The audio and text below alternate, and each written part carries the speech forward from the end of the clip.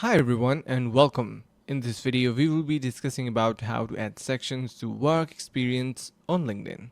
Now, before we start, click the link in the description below to get 50% off the highest rated LinkedIn growth course by LinkedIn's top influencer that will teach you how to grow and monetize your LinkedIn account. Now, jumping back onto the video, the steps are going to be quite simple. So here, what you're going to do is simply head over to your profile from the username that you got on the left side of your screen. Click on that and you will be able to see that we have our profile now opened up. Now you are going to be simply scrolling a little bit down until you can find your experience section. So basically this is the one that we need, and you can click on these two different icons for different type of modifications. The first one is for adding position or add a career break. After that, you can see you have this pencil icon, and using this you can simply modify all of these already added experiences. So in case you want to add any section to work experience, you can use these as well. You can see I have already added some of those,